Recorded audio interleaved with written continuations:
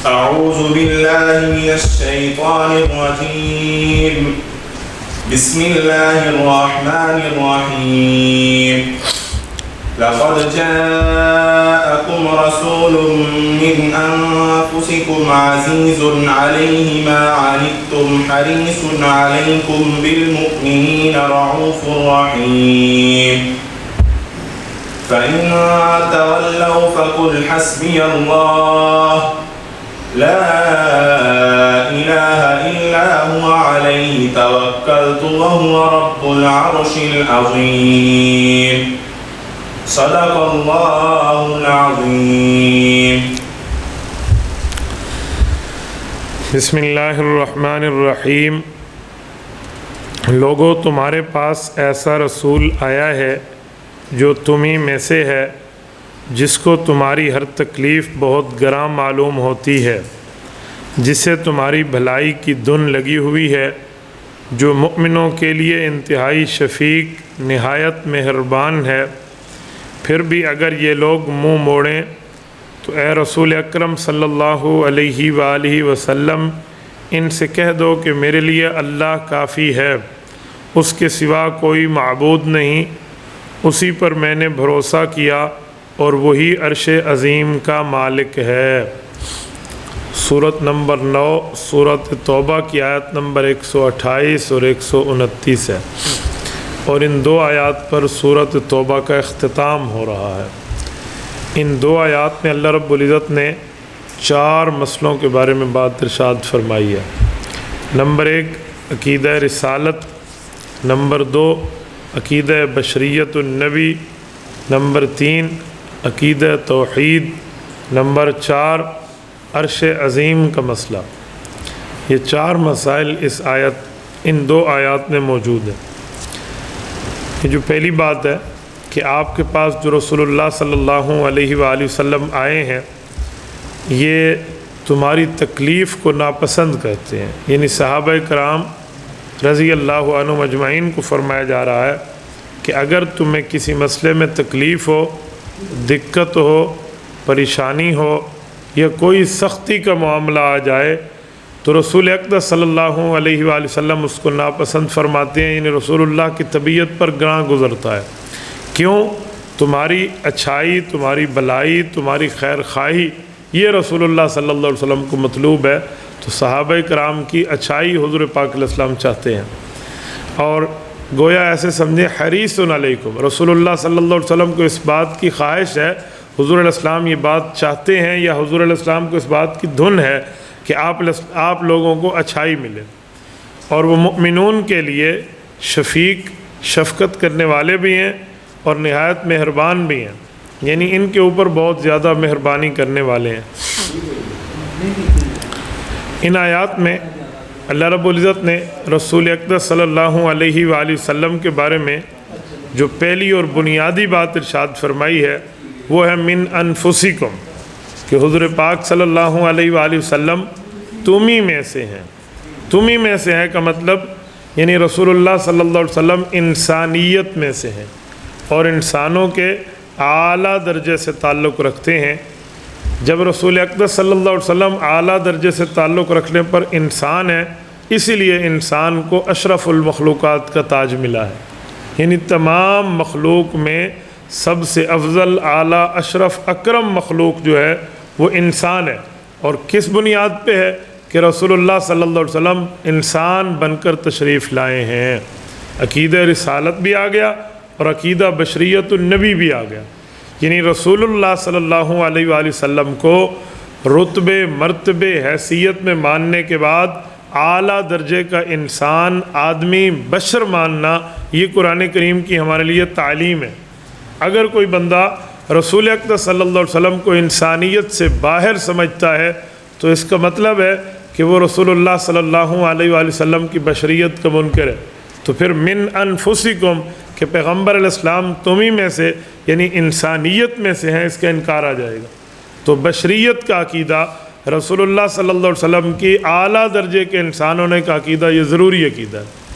اب ایک ہے انسان، ایک ہے اعلیٰ درجے کا انسان، اس میں بہت فرق ہے. انسان سے خطا ہوتی ہے، گناہ ہوتے ہیں، نافرمانی ہوتی ہے، لیکن اعلیٰ درجے کا جو انسان پیغمبر کی ذات ہوتی ہے اس سے نہ گناہ ہوتے ہیں، نہ خطا ہوتی ہے، نہ نافرمانی ہوتی ہے، اور وہ نہ نبی گناہ گار ہوتا ہے۔ جو بندہ نبی کو گناہ گار سمجھے اس کا ایمان سے کوئی کنٹیکٹ، واسطہ، تعلق نہیں رہتا۔ کیوں؟ نبی جو ہے وہ گناہ کا معالج ہے، نبی گناہ کا طبیب ہے، نبی گناہ کا ڈاکٹر اور سرجن ہے، اس نے گناہ کا علاج کرنا ہے۔ جو جس مرض کا طبیب، حکیم، ڈاکٹر ہو تو اس مرض میں اس طبیب، حکیم، ڈاکٹر کا مبتلا ہونا اس کا عیب ہے، اور نبی تو ہر عیب سے محفوظ ہے، نبی پاک تو ہر عیب سے بری ہیں، اور نبی تو ہر عیب سے مبرہ ہے۔ تو یہ کیسے ہو سکتا ہے کہ نبی خود گناہ میں مبتلا ہو جائے، نبی خود خطا میں مبتلا ہو جائے؟ تو یہ بات گارنٹی شدہ ہے کہ پیغمبر گناہوں سے معصوم ہے، وہ گناہوں میں مبتلا نہیں ہوتے۔ خود قرآن کریم نے کہا وَكَذَلِكَ لِنَصْرِفَ عَنْهُ السُّوءَ وَالْفَحْشَاءَ، رسول اللہ صلی اللہ علیہ وسلم کی ذات اقدس گناہوں سے، خطاؤں سے محفوظ ہے۔ رب نے فرمایا ہم نبی کی ذات کو گناہوں سے پاک رکھتے ہیں۔ اسے کہتے ہیں عصمت انبیاء، کہ نبی معصوم ہے۔ معصوم کا معنی اللہ نبی سے گناہ ہونے نہیں دیتا۔ اللہ رب العزت کی ذات عالیہ کا پہرا ہے تو نبی پاک سے گناہ نہیں ہوتا۔ سب سے زیادہ انسان سے جو گناہ ہوتے ہیں نا وہ زبان ہے۔ زبان ایسی چیز ہے جس سے ہر وقت انسان گناہ کر سکتا ہے۔ آنکھ کا درجہ زبان کے بعد ہے، زبان اس سے پہلے ہے، کیونکہ آنکھ جس چیز کو دیکھے گی تو بد نظری ہوگی، اور زبان اس کے بارے میں بھی گناہ کر سکتی ہے جس کو دیکھ بندہ نہ رہا ہو۔ تو زبان کا رتبہ تو بہت بڑا ہے، پیغمبر کی زبان پر اللہ کا پہرا ہے۔ سنن نبی داود میں حدیث پاک ہے، کتاب العلم، باب کتابت العلم میں حضرت عمرو بن عاص رضی اللہ، حضرت عبداللہ بن عمرو بن عاص، حضرت عمرو بن عاص کے بیٹے ہیں رضی اللہ عنہ، وہ فرماتے ہیں میری ترتیب یہ تھی، رسول اللہ صلی اللہ علیہ وسلم کوئی حدیث بیان فرماتے کل شیء اسمعہ من رسول اللہ اکتبہ، میں وہ حدیث پاک لکھ لیتا۔ فنہتنی قریش، اور مجھے قریش کے اجلہ بڑے صحابہ نے منع فرمایا، اور انہوں نے کہا اتکتب کل شیء، ہر چیز لکھتا ہے؟ ورسول اللہ بشر یتکلم فی الغضب والرضا، صلی اللہ علیہ وآلہ وسلم کا حضور پاک علیہ السلام بطور انسانی کبھی غصہ فرما جائے تو ہر بات لکھ رہا ہے، یہ چیزیں نہیں لکھا کر، بس کوئی خاص چیز لکھی کر۔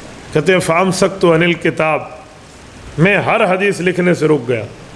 فذکر ذلک للنبی صلی اللہ علیہ وسلم وقال فذکرت، کہا کسی نے یا میں نے ایک مرتبہ اللہ کے رسول کی خدمت میں یہ بات کر دی کہ میں اس طرح آپ کی ہر حدیث لکھتا تھا۔ ان حضرات نے مجھے احتیاطاً روکا کہ حضور پاک علیہ السلام کبھی غصے میں بات فرما جائے تو ہر چیز نہ لکھا کر۔ کہتے ہیں بات جب ہم نے اللہ کے رسول کو بتائی تو فاؤما باصبعیہ الی فی، انگلی مبارک اللہ کے رسول نے اٹھائی اور اپنے منہ مبارک کی طرف اشارہ فرمایا اکتب، آپ ہر چیز لکھیے۔ فوالذی نفسی بیدہ ما یخرج منہ الا حق، اس اللہ کی قسم جس کے قبضہ قدرت میں ہماری جان ہے، اللہ اس منہ سے حقیقت کے علاوہ اور کوئی بات نہیں نکلواتا۔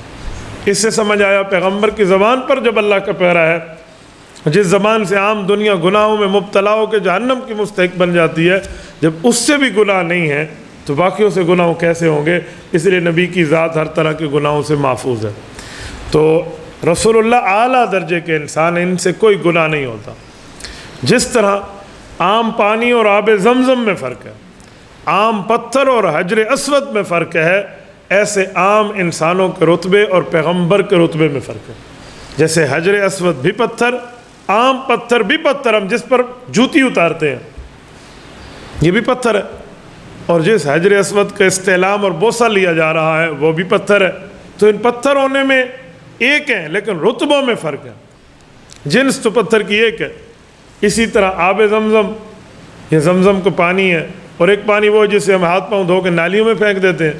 تو آب زمزم پانی کوئی شربت اور دودھ کا نام نہیں ہے، یہ بھی پانی جو نالی میں جا رہا ہے، تو یہ بھی پانی وہ بھی پانی، پانی پانی ہے، جنس پانی ہے، لیکن وہ زمزم ہے جس کا رتبہ کتنے پیغمبروں سے ملا ہوا ہے، جس کا مقام کتنے نبیوں کے ساتھ ہے، اور اس پانی کی تو کوئی حیثیت ہی نہیں ہے۔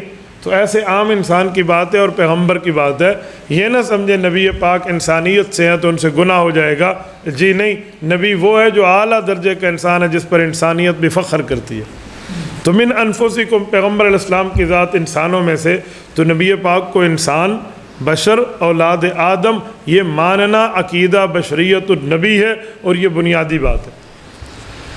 بعض لوگ یہاں پیغمبر کی ذات کے لیے نور کا لفظ استعمال کرتے ہیں کہ نبی کی ذات نور ہے۔ یاد رکھیں یہاں دو باتیں ہیں، نبی کی روح نور ہے، نبی کی ذات انسانیت ہے۔ روح کا مسئلہ اور ہے، جسم کا مسئلہ اور ہے۔ روح نورانیت سے ہے، جسم کی بات نہیں ہے۔ اگر نبی پاک کا جسم ہی نور ہے تو پھر بہت سے سوال کھڑے ہو جائیں گے۔ جبرائیل نور ہے، اسرائیل نور ہے، اسرافیل نور ہے، میکائیل نور ہے، ان سب کا قائد جبرائیل ہے۔ جبرائیل فرشتہ ہے۔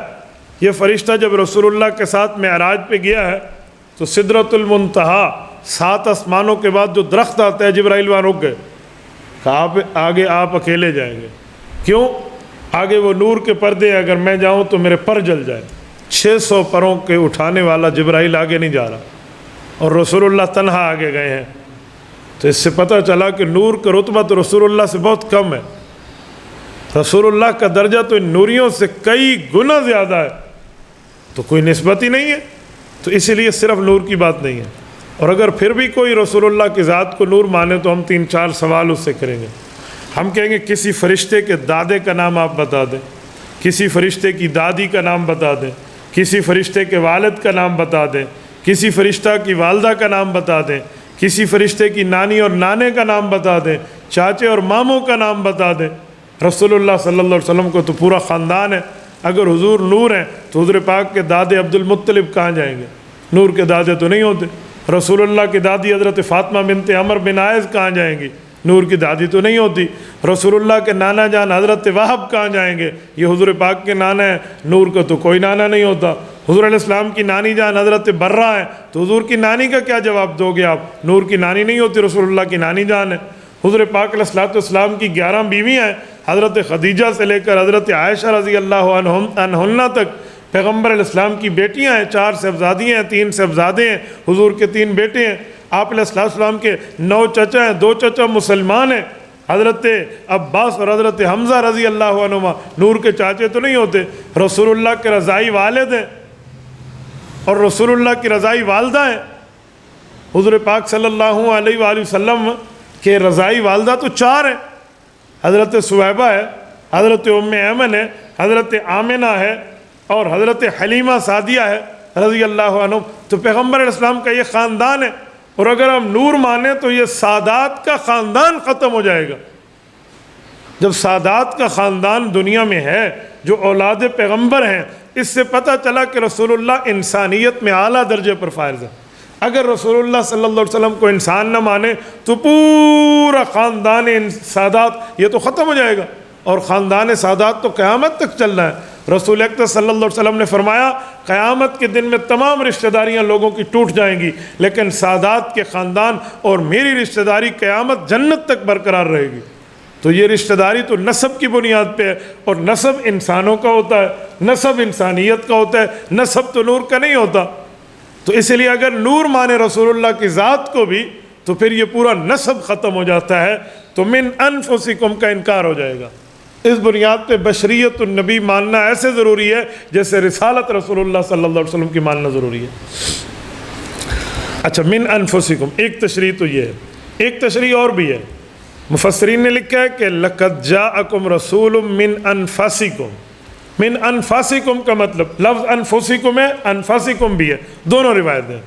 انفسکم کا تو معنی انسانیت جو میں بتا چکا ہوں۔ اگر من انفسکم ہو تو اس کا معنی یہ ہے کہ رسول اللہ تمہاری ذاتوں میں سب سے نفیس اور سب سے شریف ذات سے تعلق رکھتے ہیں۔ سب سے شریف ذات کا مطلب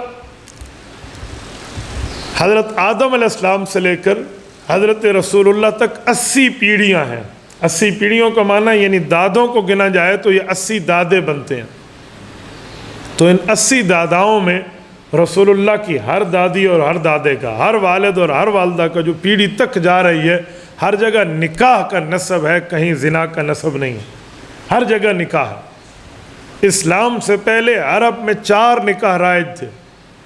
ایک نکاح تو یہی تھا جسے ہم نکاح کرتے ہیں، ایک نکاح نکاح بغا ہے، ایک نکاح نکاح صفا ہے، مختلف نکاح ہوتے تھے۔ ایسے ایسے نکاح کہ شریف محفل میں اس کو ذکر کرنا بندے کے لیے مشکل ہو جائے گا۔ اور وہ اس زمانے کے نکاح سمجھے جاتے تھے، حالانکہ وہ زنا تھے۔ میں آپ کو سناؤں، صحیح بخاری کی روایت ہے، حضرت اماں جان عائشہ رضی اللہ عنہ کی حدیث ہے۔ اماں فرماتی ہیں اسلام سے پہلے 4 قسم کے نکاح ہیں۔ ایک نکاح تو یہ ہے جیسے کسی نے بچی دے دی ہے اور ایک نے لے لی اور شادی ہو گئی اور نکاح ہو گیا اور حکمار رکھا گیا، ایک تو یہ ہے۔ ایک نکاح اور ہوتا تھا، وہ نکاح کیا تھا کہ خاوند اپنی بیوی کو جب پاکی کے ایام اس کے پاس آتے، کہتے فلاں بڑے کے پاس چلی جا اور اس سے قربت کر لے، اس سے تجھے بچہ پیدا ہوگا، میں تیرے قریب نہیں آتا، جب بچہ پیدا ہوگا پھر تو اور میں خاوند ہوں گے۔ تو وہ عورت کو دوسرے کے پاس بھیجتا اور وہاں سے وہ عورت پر امید ہو کر آتی، اور جب اس کو حمل ٹھہر جاتا تو خاوند قریب جاتا ورنہ نہ جاتا، اور اس بچے کو بڑی عزت دار سمجھا جاتا کہ فلاں بزرگ سے ہم نے اس کی قربت کرائی تھی۔ یہ نکاح صفا ہے، یہ شریعت نے اس کو منع کر دیا۔ ایک نکاح اور ہوتا تھا اسلام سے پہلے کہ 10 مرد ایک عورت سے منہ کالا کرتے، اور جب بچہ پیدا ہو جاتا تو وہ عورت ان 10 مردوں کو بلاتی، عورت کا اختیار ہوتا، وہ جس مرد کو کہتی کہ تو اس کا باپ ہے وہ اس کا باپ بن جاتا، اور وہ اس کا انکار بھی نہ کر سکتا۔ اور چوتھا نکاح اور تھا، نکاح بغات۔ وہ یہ نکاح تھا کہ جب 10 مرد ایک خاتون سے منہ کالا کر لیتے تو ایک قیافہ شناس کو بلایا جاتا جب بچہ پیدا ہوتا، اور وہ قیافہ شناس کہتا اس کی پلکیں فلاں بندے کی پلکیں کے ساتھ ملتی ہیں، اس کی ناک کی چٹیا یہ، اس کی ناک کی نوک فلاں بندے کے ناک کے نوک کے ساتھ ملتی ہے، میں اس کے خاندان کا قیافہ شناس ہوں، میں ساری ان کی ترتیبیں اور نسب جانتا ہوں، لہٰذا یہ اس کی اولاد ہے اس کی نہیں ہے، اور وہ اس کو مان لیتا۔ عجیب قسم کے نکاح ہوتے تھے۔ تو اسلام نے ان 3 نکاحوں کو ختم کیا ہے، ایک ہی نکاح جسے ہم نکاح سمجھتے ہیں، یہ نکاح برقرار رکھا ہے۔ رسول اللہ صلی اللہ علیہ وسلم کی ذات اقدس حضور پاک کے سے دور سے لے کر حضرت آدم تک من انفسکم، ہر جگہ نکاح نکاح نکاح ہے، کسی جگہ زنا نہیں ہے۔ نسب شریفانہ ہے، رسول اللہ کا حسب شریفانہ ہے، ہر جگہ شرافت کے نسب کے ساتھ رسول اللہ صلی اللہ علیہ وسلم کا جسم متولد ہوا اور دنیا میں تشریف لائے ہیں۔ تو من انفاسکم، رسول اللہ کی ذات اقدس اس قوم سے تعلق رکھتی ہے جو شریف اور نفیس ذات ہے۔ تو دونوں معنی ہو گئے۔ عزیز علیہ ما عنتم حریص علیکم بالمؤمنین رؤوف الرحیم۔ فرمایا پیغمبر کی ذات کو اس بات سے تکلیف ہوتی ہے کہ تمہیں کوئی تکلیف پہنچے، رسول اللہ کی طبع پر گرانی ہوتی ہے، یعنی صحابہ کرام میں سے کسی کو کوئی تکلیف ہو، صحابہ کرام کی ذات اقدس پہ امت پر کوئی مسئلہ ہے تو رسول اللہ صلی اللہ علیہ وسلم پریشان ہو جاتے ہیں۔ تو رسول اللہ کی صحابہ کرام اور اپنی امت محمدیہ سے محبت بتائی جا رہی ہے کہ پیغمبر کو اپنی امت سے اتنا پیار ہے کہ تمہاری ذرہ سی تکلیف بھی آپ علیہ السلام برداشت نہیں فرماتے، اور رسول اللہ کی طبع پر گراں گزرتی ہے، رسول اللہ کی طبیعت پر اس کا اثر آتا ہے، اور رسول اقدس صلی اللہ علیہ وسلم اس کو برا محسوس فرماتے ہیں۔ اسی لیے آپ حضرات کو ایسی ترتیب رکھنی چاہیے کہ آپ کے معاملات میں کوئی سختی نہ ہو، کوئی تکلیف نہ ہو۔ کیوں؟ رسول اللہ صلی اللہ علیہ وسلم کے احکامات میں سے ہے، فرمایا کہ یسروا ولا تعسروا، آسانیاں پیدا کرو، مشکلات پیدا نہ کرو۔ رسول اللہ صلی اللہ علیہ وسلم کی ذات ایک ایک چیز میں یوں سمجھایا گیا۔ اچھا، بالمؤمنین رؤوف الرحیم، خود رسول اللہ اپنی امت کے ساتھ انتہائی نرم دل بھی ہیں اور شفیق بھی ہیں، مہربانی بھی فرماتے ہیں اور شفقت بھی۔ یہ اللہ رب العزت کے نام ہے، رؤوف الرحیم، لیکن یہ نام اللہ نے اپنے پیغمبر کے لیے استعمال فرمایا۔ ایسا پورے قرآن میں کہیں نہیں ہوا کہ اللہ اپنے نام کی صفت کسی اور کو دے دے، یہ رسول اللہ صلی اللہ علیہ وسلم کی خصوصیت ہے۔ آقا نامدار کا مقام ہے کہ رؤوف اور رحیم کی نسبت اور صفت اللہ نے رسول اللہ صلی اللہ علیہ وسلم کی ذات اقدس کے لیے نازل فرمائی۔ اور اگلی آیت میں عقیدہ توحید کو بیان فرمایا اور مسئلہ عرش کو۔ عقیدہ توحید یعنی اللہ رب العزت اپنی ذات اور اپنی صفات میں یکتا ہے، تنہا ہے، اکیلا ہے، وحدہ لا شریک ہے، رزاق اور مشکل کشائی کرنے والا، رزق دینے والا، زندگی دینے والا، موت دینے والا، کسی کو مشکل سے حفاظت کر کے عافیت دینے والا، یہ فقط اللہ کی ذات ہے۔ غیر اللہ نہ عمر بڑھا سکتا ہے نہ عمر گھٹا سکتا ہے، نہ رزق دے سکتا ہے نہ رزق روک سکتا ہے، نہ غیر اللہ کسی نفع کا مالک نہ غیر اللہ کسی نقصان کا مالک۔ مشکل کشا، حاجت روا، مدد کے لائق، نظر و نیاز کے لائق فقط ذات اللہ ہے، اللہ کے علاوہ اور کوئی نہیں ہے، نہ اللہ کی ذات میں شریک نہ اللہ کی صفات میں شریک۔ اسے توحید کہتے ہیں۔ تو توحید میں مکمل اختیار اللہ کے ہاتھ میں، یہ نہ کہیں اللہ بھی، جی اللہ بھی نہیں، اللہ ہی۔ ابو جہل بھی تو یہی کہتا تھا کہ اللہ نے آسمان بھی پیدا کیے، زمین بھی پیدا کیے، اور طاقتیں بھی اللہ کے ہاتھ میں، لیکن ان بتوں کو بھی اللہ نے طاقت دی ہے۔ تو بھی والا چکر ابو جہل کا تھا، ابو جہل کو مشرک کہا گیا۔ ابو جہل کعبۃ اللہ کا طواف کرتا تو تلبیہ پڑھتا، لبیک اللہم لبیک، لبیک لا شریک لک لبیک، اللہ میں حاضر ہوں، میں حاضر ہوں، آپ کا کوئی شریک نہیں ہے۔ اتنا پڑھ کے آگے ایک جملہ بڑھا تھا، اللہ تملکو، آپ نے ان بتوں کو ملکیت دے دی ہے، ملوکیت دے دی ہے، یہ بھی ہمارے رب ہیں، آپ ہی کی دیے ہوئے ہیں۔ تو ساری کی ساری زندگی کی نیکیاں بندے کی ختم ہو جائیں، چھوٹا سا شرک بھی آ جائے، چھوٹا سا شرک آ جائے، شرک کا شائبہ بھی آ جائے نا، سب کچھ ختم۔ تو توحید کا عقیدہ بتاتے ہوئے فرمایا فَإِن تَوَلَّوْا، اتنی بات کے باوجود بھی کوئی شخص رسول اللہ کے ذات اقدس سے کمر پھیرے تو فَقُلْ حَسْبِيَ اللَّهُ، آپ اعلان فرمائیں جا تو نے جہاں جانا ہے چلا جا، میرے لیے میرا اللہ کافی ہے۔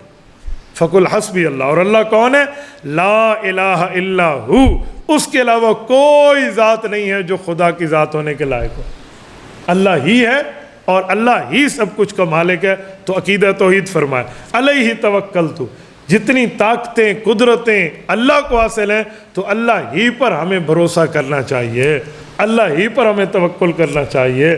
یقین مانے، میں بعضوں کا حیران ہوتا ہوں مدد کے معاملے میں، اللہ پاک سے مانگنے کے معاملے میں تو ہمیں توحید کا عقیدہ مضبوط رکھنا چاہیے۔ دیکھو مدد اللہ ہی دیتے ہیں، معاملات میں بچہ بچی کی نعمت اللہ ہی دیتے ہیں، کسی اور کے ہاتھ میں کوئی اختیار نہیں ہے۔ اور جب بندہ اللہ کے دربار میں مانگے تو اللہ ہی سے مانگے۔ حدیث پاک میں جب اللہ سے مانگو تو ایسے مانگو جیسے بندہ کو یقین ہے کہ مجھے اسی دربار ہی سے ملے گا۔ کیوں؟ اس در پہ سر جھک گیا، در در کی ذلتوں سے اللہ بچا لیں گے، اور اس در پہ سر نہ جھکا تو در در کا بندہ کہیں کا نہیں رہے گا۔ تو ہمیں یقین ہونا چاہیے کہ ہم اللہ سے مانگیں۔ لوگ نظر و نیاز کر کے مانگتے ہیں، اس سے بہتر ہے اللہ سے مانگو۔ کہتے ہیں پاکستان سے باپ بیٹا عمرے پہ گئے ہوئے تھے تو روزانہ فون پہ ابو سے، بیٹا اور ابو یعنی اپنے گھر میں وہ اپنی بیوی سے بات کرتا، بیٹا بھی بات کرتا۔ تو ایک دن فون کیا ماں نے بیٹے کو، انہوں نے کہا امی بس میں طواف میں جا رہا ہوں اور بالکل کعبۃ اللہ کے قریب ہوں۔ کعبہ تیرا کہاں ہے؟ کہا ابو بیمار ہے اور وہ ہوٹل میں سویا ہوا ہے، آپ ایسا کریں آپ ایک چادر اٹھائیں اور داتا دربار پہ جا کے چادر چڑھا دیں اور وہاں پر اللہ سے دعا کریں تاکہ اللہ ابے کو صحت عطا فرمائے۔ چل لے، یہ تو اتھا آلو میں چڑھایا کھڑوتا ہے، خانہ کعبہ میں ٹھہر کے طواف کے موقع پہ ٹھہر کے تو چادر چڑھوا رہے اور وہی تو مانگ رہے۔ بابا کسی بزرگ کی قبر پہ جا کے اس کے لیے دعا کرنا کوئی جرم نہیں ہے، اس کو اصال ثواب کرنا کوئی غلط نہیں ہے۔ ہم بزرگ ہونے کے قائل ہیں، لیکن بزرگ سے یوں مانگنا کہ بیت اللہ میں ٹھہر کے کہنا تو چادر چڑھا ابے کو اللہ صحت دے، تو ہم بیت اللہ میں کیوں ٹھہرے؟ تو ہمارے نظریات غلط ہو چکے ہیں، افکار غلط ہو چکے ہیں، سوچ کا محور غلط ہو چکا ہے۔ تو ادھر بندے کو ٹھہرنا چاہیے، اللہ سے بندہ مانگے اللہ کے دربار میں ٹھہر کے۔ تو اللہ رب العزت سے جب بندہ مانگے تو اللہ ہی سے مانگے، غیر اللہ کا کام نہیں ہے دینا، نہ غیر اللہ کے ہاتھ میں کوئی طاقت ہے۔ حضرت علی المرتضیٰ کے سامنے ایک شخص آیا تو اس نے کہا کہ اللہ نے ہمیں طاقت دی، ہم اللہ کی دی ہوئی طاقت استعمال کرتے ہیں۔ تو حضرت علی نے فرمایا اتنی طاقت استعمال کرتے ہیں جتنی اللہ نے دی ہے، اور اس سے بڑھ کے اللہ نے اس دائرہ کار سے باہر بڑھ کے ہمیں طاقت نہیں دی۔ بھئی یہ اٹھا کر ادھر رکھ دو، بس اتنا ہی مدد کر سکتے ہیں، کسی کی عمر بڑھا دیں کسی کی عمر گھٹا دیں، یہ انسان کے بس کی بات نہیں ہے۔ اس بندے کو یہ موٹی بات سمجھ نہیں آتی تھی، اس کی عقل الٹی ہو چکی تھی۔ مشرک کی عقل ہوتی الٹی ہے، اسے الٹا ہی سمجھ آتا ہے۔ تو اس نے کہا نہیں ہمارے پاس طاقت ہے، میں چاہوں ہاتھ اونچا کروں، میں چاہوں ہاتھ نیچا کروں، میں چاہوں چل پڑوں، میں چاہوں بیٹھ جاؤں۔ تو حضرت علی المرتضیٰ نے سوچا یہ سیدھی انگلی سے بندہ گھی نکالے نا تو اس طرح نکلا تو الٹی ایسے سمجھ نہیں آئے گی۔ انہوں نے کہا اچھا تجھے طاقتیں ہیں؟ کہا جی ہاں میں ہر چیز اپنی طاقت سے کرتا ہوں۔ کہ کھڑا ہو جا۔ وہ کھڑا ہو گیا، کہا دایاں پاؤں اٹھاؤ، اس نے اٹھا لیا۔ کہا یہ پاؤں یہاں برقرار رہے اور اب بایاں اٹھاؤ۔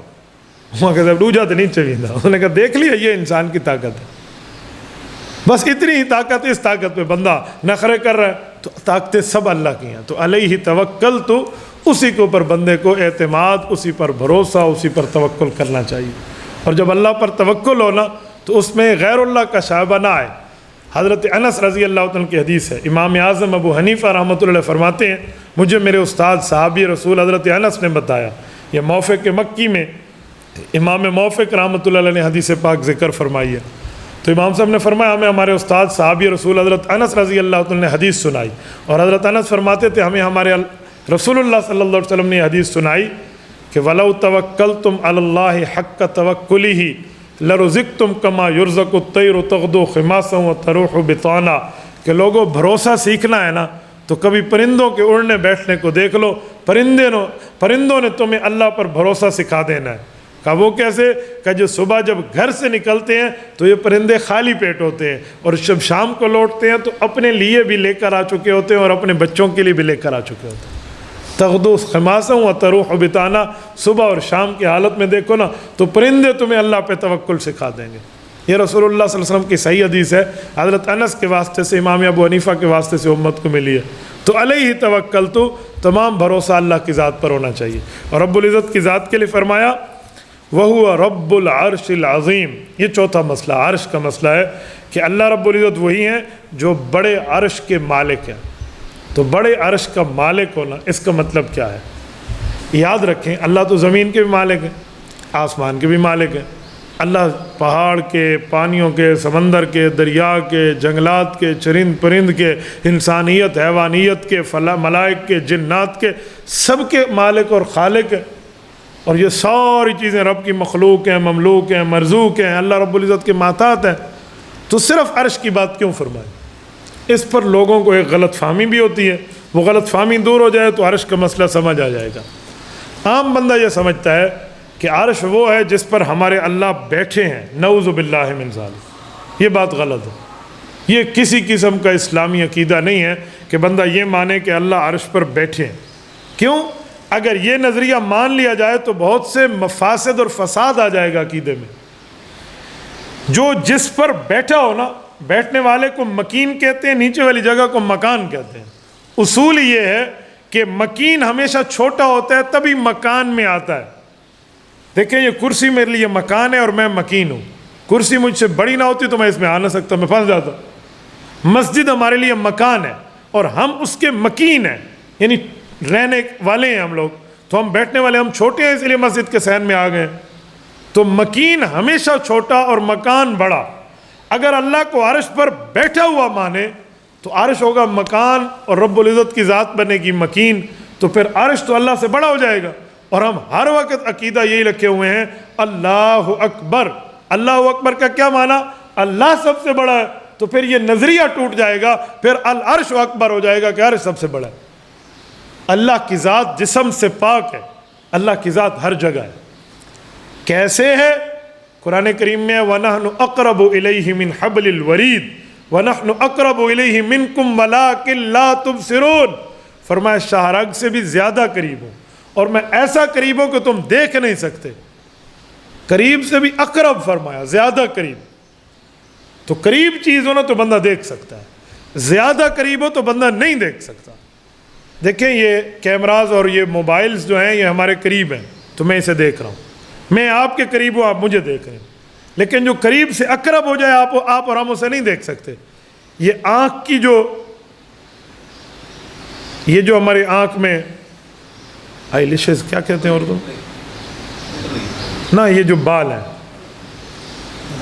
پلکیں, جزاک اللہ, یہ پلکیں ہمارے بہت قریب ہیں اور ہم پلکوں کو نہیں دیکھ سکتے. سامنے والے کو دیکھ سکتا ہے بندہ, پلک کو نہیں دیکھ سکتا. کیوں؟ بندہ قریب ہے, پلک اقرب ہے. تو جو قریب ہو اسے بندہ دیکھ سکتا ہے, جو اقرب ہو اسے نہیں دیکھ سکتا. تو اللہ نے فرمایا وَنَحْنُ أَقْرَبُ إِلَيْهِ مِنْكُمْ وَلَٰكِنْ لَا تُبْصِرُونَ. میں قریب سے بھی قریب تر ہوں, تم دیکھ نہیں سکتے. اور اللہ کو تو دنیا میں آنکھ دیکھ ہی نہیں سکتی. تو اللہ رب العزت کی ذات عالیہ جسم سے پاک ہے, اللہ ہر جگہ ہے, خالی عرش پہ نہیں ہے. اللہ عرش پہ بھی ہے, اللہ زمین پہ بھی ہے, اللہ آسمان پہ بھی ہے, اللہ فضا میں بھی ہے, اللہ ہوا میں بھی. اللہ کی ذات ہر جگہ ہے, جسم سے پاک ہے. ہم جس کو جسم سمجھتے ہیں نا, اس وجہ سے پریشانی ہو جاتی ہے. ہم یہاں ہیں تو وہاں نہیں ہیں, وہاں ہیں تو یہاں نہیں ہیں. یہ صفات جسم کے ہیں, یہ اوصاف جسم کے ہیں. رب جب جسم سے پاک ہے تو ہر جگہ. اس پر ایسے غلیظ سوال لوگ کرتے ہیں, یقین مانے بندے کا دل ہل جاتا ہے. ایک بندہ کہنے لگا اگر اللہ کی ذات ہر جگہ ہے تو نعوذ باللہ بیت الخلاء میں بھی ہے. تو میں نے اسے کہا ایک بات بتاؤ, آپ حافظ قرآن ہو؟ کہتے جی میرے دل میں قرآن کریم ہے. تو میں نے کہا جب آپ واش روم جاتے ہو تو اپنے دل کو چیر کر قرآن باہر رکھ جاتے ہو یا قرآن اندر لے جاتے ہو؟ کہنے لگا مولوی صاحب یہ اعتراض بنتا نہیں ہے کیونکہ قرآن کا جسم نہیں ہے، قرآن میرے دل میں ہے، جسم سے پاک ہے، اس لیے میں وہاں جاؤں یا وہاں نہ جاؤں کوئی مسئلہ نہیں ہے۔ تو میں نے کہا اللہ بھی ہر جگہ ہے، جسم سے پاک ہے، یہاں سمجھ آتے ہیں وہاں نہیں۔ اب رمضان المبارک، رمضان کا مہینہ ہے اور بابرکت مہینہ، اب کوئی کہ غسل خانے میں بھی رمضان ہے تو ہم کہیں گے یہ اعتراض تب ہوتا جب رمضان کا کوئی جسم ہوتا۔ رمضان کا مہینہ جسم نہیں ہے، رمضان کا مہینہ سمجھ آتا ہے، تو جب جسم سے پاک ہے تو غسل خانہ اور غسل خانے سے باہر کا سوال بنتا ہی نہیں ہے۔ اسی طرح اللہ کی ذات ہر جگہ ہے، جب جسم نہیں ہے تو اس کو کسی جگہ بندہ محدود ہی نہیں کر سکتا کہ اس جگہ نہیں ہے۔ دوسری بات کہ جب مالک اللہ زمین کا ہے، آسمان کا ہے، فضا کا ہے، ہوا کا ہے، پانی کا ہے، انسان کا ہے، جنات کا ہے، حیوانیت کا ہے، سب کا ہے، تو صرف عرش کی بات کیوں فرمائے؟ یہ سمجھنے والی بات ہے۔ جب بندہ اپنی طاقت بتا رہا ہوتا ہے نا تو انسان کی عادت ہے کہ طاقت میں سب سے بڑی چیز پر اپنا قبضہ بتاتا ہے۔ ایک بندے کے پاس سائیکل بھی ہو سواری کے لیے، موٹر سائیکل بھی ہو، گاڑی بھی ہو، جہاز بھی ہو، جب وہ اپنی طاقت شو کرے گا نا تو وہ کبھی یہ نہیں کہے گا کہ میں سائیکل اور موٹر سائیکل بھی رکھتا ہوں۔ طاقت میں وہ بڑی چیز بتائے کہ جہاز کا مالک ہوں، یہ جہاز میرے تلے، میں ادھر سے بیٹھا ہوں، یعنی وہ اپنی طاقت شو کرنے کے لیے سب سے بڑی طاقت کی بات کرتا ہے۔ تو اللہ نے ہمارے ذہنوں کے مطابق اپنی طاقت کو بیان فرمایا کہ انسانوں جیسے تم اپنی طاقت بتانے کے لیے بڑی چیز پہ قبضہ بتاتے ہو، چھوٹی چیزوں کے قبضے اس میں خود بخود آ جاتے ہیں، تو اس پوری کائنات میں سب سے بڑی چیز آسمان نہیں ہے، سب سے بڑی چیز زمین نہیں ہے، سب سے بڑی چیز سورج، چاند، ستارے، سیارے نہیں ہیں۔ مخلوقوں میں جسم والی چیزوں میں بڑی ہوئی چیز جو جسم اور حجم کے اعتبار سے بڑی ہے وہ اللہ کا عرش ہے، اور جب اللہ کا عرش سب سے بڑا ہے تو فرمایا وہ عرش بھی میرے قبضے میں ہے، تو باقی چیزوں کا قبضہ تو اس کے اندر آ گیا۔ یہ اللہ نے اپنی طاقت کی بات فرمائی ہے، یہ نہیں ہے کہ نعوذ باللہ اللہ عرش پر بیٹھے ہیں۔ اب عرش کتنی بڑی ہے، اس کا حجم، اس کا جسم، اس کے معاملات میں، یہ جو ہماری کتب میں آتا ہے اور مفسرین نے اس پر لکھا ہے، یہ میں آپ کے سامنے ایک تفسیر سے پڑھ لیتا ہوں، اردو زبان کی سب سے بڑی تفسیر ہے، اس سے بڑی تفسیر اردو زبان میں نہیں ہے، 21 جلدوں میں، معالم العرفان، یہ فی دروس القرآن، حضرت علامہ عبد الحمید سواتی رحمۃ اللہ تعالیٰ علیہ، صوفی عبد الحمید سواتی رحمہ اللہ، یہ ان کی دروس القرآن پر مشتمل ہے۔ یہ سورۃ توبہ کا بالکل آخری صفحہ، یہ اس پر ایک بات لکھتے ہیں، میں آپ کی خدمت میں پڑھ دیتا ہوں، یہ عرش کی وسعت اور اس کے حجم کو سمجھانے کے لیے۔ فرماتے ہیں ہمارے زمانے کے پرانے ریاضی دان کہتے ہیں کہ سورج ہماری زمین کی نسبت بہت بڑا ہے۔ اس کائنات کی وسعت دیکھیں، جو جدید ماہرین جو فلکیات پر مہارت رکھتے ہیں وہ کہتے ہیں زمین اور سورج میں 1 اور 13 لاکھ کی نسبت ہے، یعنی کہ سورج زمین سے 13 لاکھ گنا بڑا ہے، مگر جب زمین سے ہم مشاہدہ کرتے ہیں تو سورج تھوڑی سی جگہ میں ہمیں محدود نظر آتا ہے۔ اس سے اندازہ لگایا جا سکتا ہے کہ آسمانی دنیا کا پھیلاؤ کتنا وسیع ہے، یعنی سورج زمین سے 13 لاکھ گنا بڑا، لیکن زمین سے ہمیں بہت چھوٹی ٹکیا کی طرح نظر آتا ہے۔ تو اس سے سمجھ آیا کہ آسمانی دنیا کا پھیلاؤ اور اس کی وسعت اور اس میں اسپیس کتنا ہے، کتنا زیادہ اس میں گنجائش ہے۔ اسی طرح ایک آسمان سے دوسرے آسمان، دوسرے آسمان سے تیسرے آسمان، حتیٰ کہ 7ویں آسمان تک کا اندازہ لگائیں کہ وہ ایک دوسرے کے اندر اسپیس کتنا رکھتے ہوں گے۔ حضور پاک صلی اللہ علیہ وسلم نے اللہ کی کرسی کی عظمت کے متعلق فرمایا کہ 7واں آسمان اس کے سامنے ایسے ہیں جیسے صحرا میں ایک چھوٹا سا چھلا رکھ دیا جائے، ایک چھوٹا سا رنگ، ایک چھوٹی سی انگوٹھی پورے صحرا میں رکھ دو نا، ایسے اللہ کی کرسی کے سامنے 7 آسمانوں کی حیثیت ہے، یعنی اللہ کی کرسی اتنی بڑی۔ اچھا، جب کرسی ہے اور کرسی کے اوپر عرش ہے، یہ ذہن میں رکھنا، عرش پر کرسی نہیں ہے، یعنی عرش بچھا ہوا ہے اس کے اوپر کرسی ہے، یوں نہیں ہے، یہ تو بیٹھنے والوں کی ترتیبیں ہوتی ہیں۔ اللہ کے ہاں تو جسم سے پاک ہے، وہاں بیٹھنے کی کوئی بات ہی نہیں ہے، تو کرسی نیچے ہے، عرش اوپر ہے۔ وَسِعَ كُرْسِيُّهُ السَّمَاوَاتِ وَالْأَرْضَ وَكَانَ عَرْشُهُ عَلَى الْمَاءِ، یہ قرآن کریم کی آیات دیکھیں نا تو یوں ہے، کرسی سے مراد جہاں جس جگہ سے پوری دنیا کی نظام مملکت کو کنٹرول کیا جا رہا ہے، یہ مراد کرسی ہے، اور اس کے اوپر اللہ کا عرش ہے۔ تو فرمایا اس کرسی کا اللہ رب العزت کے نبی نے اتنی بڑی اس کی بڑھوتری کو بیان فرمایا، اس سے آپ 7 آسمانوں اور عرش عظیم کی نسبت کا حساب لگا لیں۔ کہ کیسے آسمان اور پھر آسمانوں کے اوپر کرسی اور کرسی اور کرسی کے اوپر عرش۔ پرانے ریاضی دان یہ بھی کہتے ہیں کہ ساتوں آسمان سے اوپر جو فلک الافلاک ہے اسے قرآن کریم نے عرش عظیم کہا ہے۔ گویا 7 آسمانوں 8ویں کرسی کے اوپر اللہ کا عرش ہے جو ان سب کو گھیرے ہوئے ہے۔ اسی طرح گویا عرش عظیم کی وسعت کا اندازہ تو لگایا ہی نہیں جا سکتا، اور بعض ماہرین نے لکھا ہے کہ فلک الافلاک کا اندرونی نصف قطر جو ہے وہ 10.5 کروڑ میل پہ ہے۔ ظاہر ہے کہ پورے قطر دگنا یعنی 21 کروڑ میل کا ہوگا، تو یہ اندرونی حصے کی پیمائش کا اندازہ ہے، بیرونی حصے کی تو کوئی انتہا نہیں۔ بہرحال عرش عظیم کے مالک اللہ نے ہر چھوٹی اور ہر بڑی چیز کی ملکیت اور اپنے تصرف کو واضح فرماتے ہوئے عرش کی بات ارشاد فرما دی۔ یعنی جتنی چھوٹی چیزیں ہیں، جتنی بڑی چیزیں ہیں، ان سب کا اختیار، ان سب کی ملکیت جو ہے وہ اللہ رب العزت کے ہاتھ میں ہے۔ تو جب اللہ کے ہاتھ میں عرش آ گیا تو سب کچھ آ گیا۔ اس سے یہ نہ سمجھیں کہ اللہ کی ذات عالیہ صرف عرش پر ہے، ورنہ اللہ جسم سے پاک ہے اور اللہ ہر جگہ ہے۔ جزاکم اللہ تعالی۔ یہ سورۃ توبہ کا اختتام ہے۔ اس سورۃ توبہ کے اختتام پہ اللہ پاک نے یہ 4 نظریات واضح فرمائے، ایک عرش کی بات، ایک جو ہے نا عقیدہ رسالت کی بات، ایک عقیدہ توحید کی بات اور عقیدہ بشریت کی بات۔ یہ جہادی صورت ہے، اس میں جہاد کی احکامات ہیں اور تفصیل ملتی ہے جہادی احکام کی۔ اس کے بعد آخر میں توحید کو ذکر کرنا، رسالت کو ذکر کرنا، اس بات کی طرف اشارہ ہے کہ جتنی بڑی عبادت کیوں نہ ہو، اگر عقائد بندے کے ٹھیک ہوں گے تو چھوٹی کی چھوٹی عبادت کا بھی ثواب ہے، اور اگر عقیدے میں خلل آ گیا، عقیدے میں گڑبڑ ہو گئی، تو جہاد جیسی عبادت کا بھی ثواب ضائع ہو جائے گا۔ آخر میں عقائد پر اللہ پاک نے سورت کو ختم فرمایا۔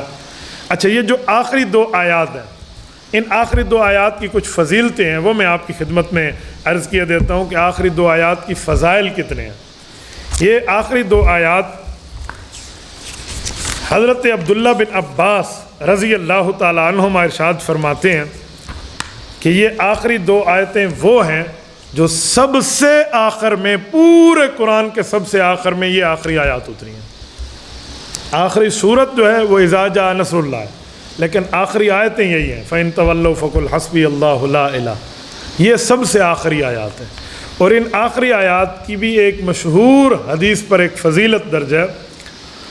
رسول اللہ صلی اللہ علیہ وسلم کے صحابہ کرام جب قرآن کریم لکھنے بیٹھے تو اس آیت کو جمع کرتے جس پر 2 گواہ ہوتے، اور وہ ہر حافظ قرآن کو جن نے حضور سے حفظ کیا تھا سب کو یاد ہوتی، یوں قرآن کریم جمع کیا جاتا۔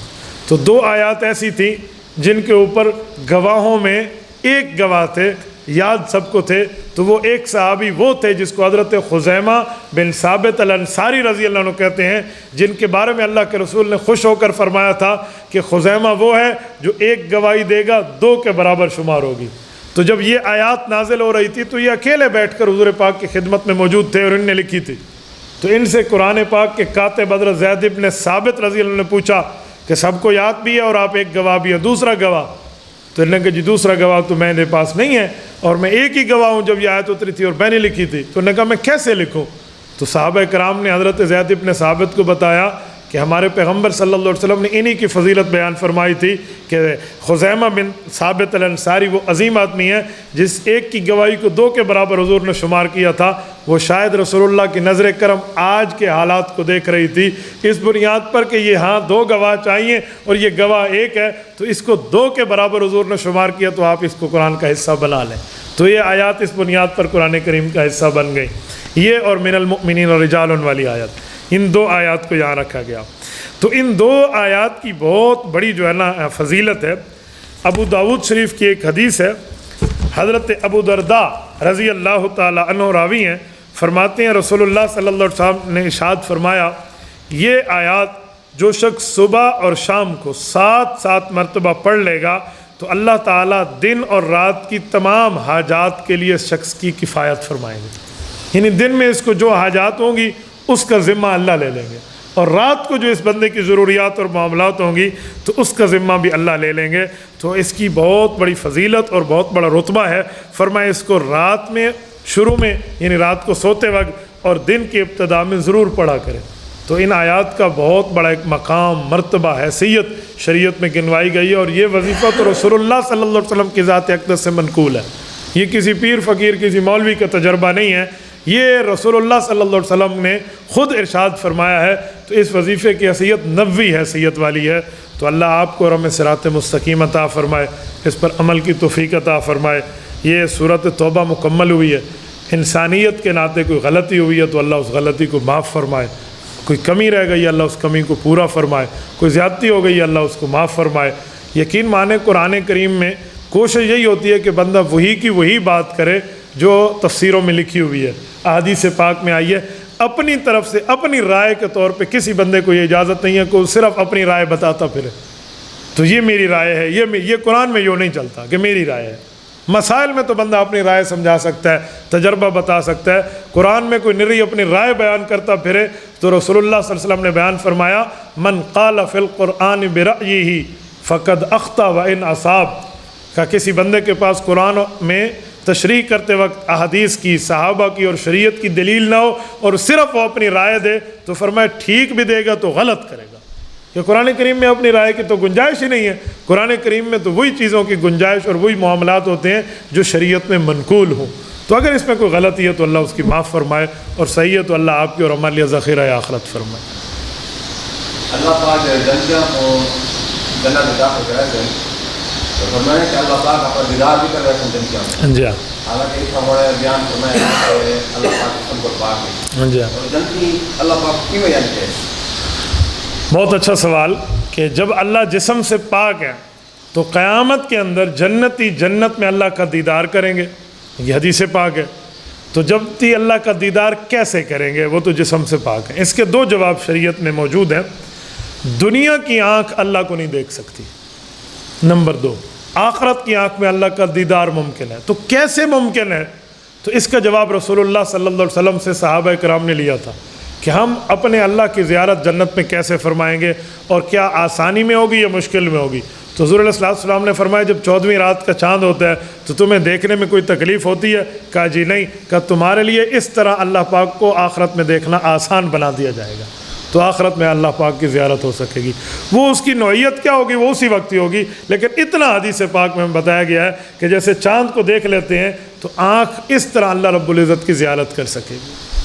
اللہ پاک کی کرسی جو کرسی جی قیامت دن فرمایا کہ خانہ کعبہ لگی رہتی، جی حالانکہ کرسی یہ زمین اور آسمان پر بنی ہے۔ جی ہاں، جی ہاں۔ کرسی کی میں کرسی سے مراد صرف یہی ہے کہ جہاں پر میزان عمل پیش ہوگا نگرانی کے طور پہ، کرسی سے 4 پاؤں والی کرسی مراد نہیں ہے۔ کرسی سے مراد حکومت، جیسے کہتے ہیں نا فلاں کو کرسی ملی، فلاں سے کرسی کھینچ لی گئی، تو کرسی سے مراد چیئر نہیں ہے، بلکہ کرسی سے مراد اس کی طاقت ہے۔ تو وہاں بھی کرسی سے مراد اللہ رب العزت کی طاقت بتائی جائے گی کہ جو مرکز ہوگا، جس جگہ ہر بندے کو پیش ہو کر آخری طرح پہ حساب دینا ہے، یا کامیاب ہے یا ناکام ہے، اس جگہ کے سمجھانے کے لیے بات ہے۔ باقی یہ سمجھانا اکثر طور پہ مثال ہے، آخرت کے معاملات دنیا میں رہ کر کما حق کو بندہ سمجھ نہیں سکتا۔ کیوں؟ حضور پاک علیہ السلام نے فرمایا آخرت کی جو نعمتیں ہیں نہ کسی آنکھ نے دیکھی ہیں، نہ کسی کان نے سنی ہے، نہ کسی دل پر اس کا خیال گزرا ہے، بس سمجھانے کی حد تک تو بتایا گیا ہے۔ آخرت کے معاملات ہوں گے کیسے، وہ آخرت میں جا کے نظر آئیں گے۔ جزاکم اللہ۔ الحمدللہ رب العالمین والعاقبۃ للمتقین والصلاة والسلام علی سید الرسل وخاتم النبیین۔ ربنا ظلمنا انفسنا وان لم تغفر لنا وترحمنا لنکونن من الخاسرین۔ ربنا آتنا فی الدنیا حسنہ وفی الآخرۃ حسنۃ وقنا عذاب النار وادخلنا الجنۃ مع الابرار یا عزیز یا غفار یا ارحم الراحمین۔ الہی آتی نفسی تقواها وزکھها وانت خیر من زکاها انت ولیها ومولاها۔ اے میرے مولا اس قرآن کریم کے درس سے ہم سب کی بخشش فرما، ہمارے لیے ذخیرہ آخرت فرما۔ اے اللہ تو اس سے ہم سے راضی ہو جا، کل قیامت میں رسول اللہ کے سامنے ہمیں شرمندہ ہونے سے محفوظ فرما۔ اے اللہ ہم سے اور ہماری تمام نسلوں سے قرآن کریم اور دین کی شریعت کی خدمت لیتا رہے۔ اے میرے مولا مقبولیت والی، مبروریت والی، عافیت والی اور قبولیت والی یہ تمام خدمات ہمیں قبول فرما۔ اے میرے مولا اس پر اپنی رضا عطا فرما۔ صلی اللہ تعالی علی خیر خلقہ محمد وعلی آلہ وصحبہ اجمعین۔ إلهي واسع الكرم ورب البيت والحرم إليك أتيت منكسرا